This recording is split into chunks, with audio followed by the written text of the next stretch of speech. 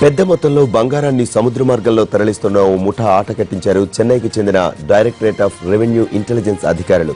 నిందితుల నుంచి 8.7 కేజీల బంగారాన్ని స్వాధీనం చేసుకున్నారు. దీనికి సంబంధించిన మరిన్ని వివరాలు మా ప్రతినిధి దినకర్ అడిగి తెలుసుకుందాం. దినకర్, చెప్పండి, గోల్డ్ సీజ్ కి సంబంధించిన వివరాలేంటి?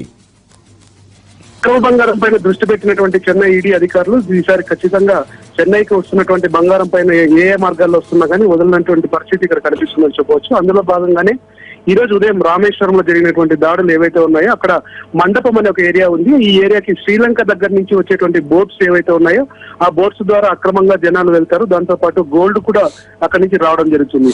ఈ రోజు జరిగినటువంటి దాడుల్లో భాగంగా అక్కడ మండపం దగ్గర పోలీసులకు వచ్చిన సమాచారం మేరకు దాదాపు 2,44,00,000 సంబంధించిన వాల్యూ చేసే గోల్డ్ బిస్కెట్స్ మొత్తం అంతా సీజ్ చేయడం జరిగింది. అందులో భాగంగా దీనికి సంబంధించి కూడా 31వ తారీఖు నుంచి అక్కడ కాపు కాయడం జరిగింది. సో పోలీసులకు వచ్చినటువంటి సమాచారం మేరకు దాదాపు ముజ్బిర్ రెహమాన్ అని చెప్పి ఒక వ్యక్తి దగ్గర ఈ గోల్డ్ అంతా స్వాధీనం చేసుకున్నట్టుగా మనకున్నటువంటి సమాచారం.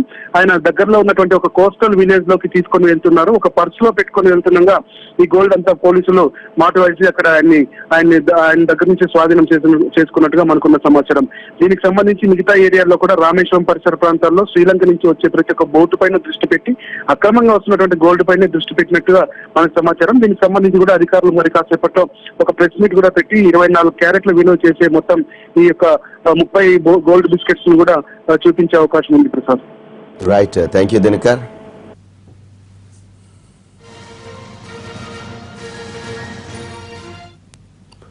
సమాజ్వాదీ పార్టీలో మళ్లీ ముసలం పుట్టింది. తండ్రితో రాజీ పడ్డట్లే కనిపించిన యూపీ సీఎం అఖిలేష్ ములాయం హెచ్చరికల్ని బేఖాతరు చేస్తూ లక్నోలో జాతీయ కార్యవర్గ సమావేశం నిర్వహించారు.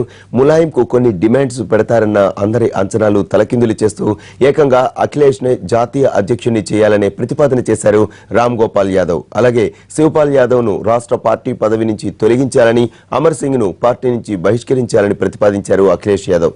అయితే ఇప్పటికీ ములాయంకే తన మద్దతు అంటూనే పార్టీ భవిష్యత్ కోసం కఠిన నిర్ణయాలు తీసుకోవాల్సిందేనని కోరారు అఖిలేష్. వచ్చే ఎన్నికల్లో మళ్లీ అధికారం ఖాయమంటూ మద్దతుదారులను ఉత్సాహపరిచారు అఖిలేష్. उत्तर प्रदेश में सरकार समाजवादी पार्टी की बनेगी। इसलिए कोई अगर बीच में आता है, रिश्ते में के बीच में आता है, मैं चाहे अध्यक्ष हूं, राष्ट्रीय अध्यक्ष हूं, कुछ भी हूं,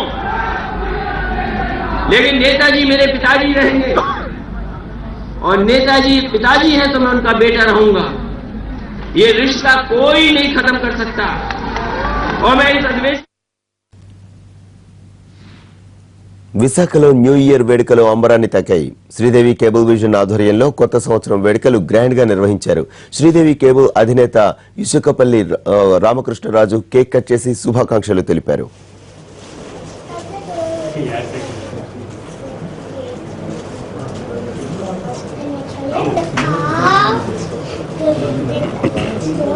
सर मुझे केक कटिंग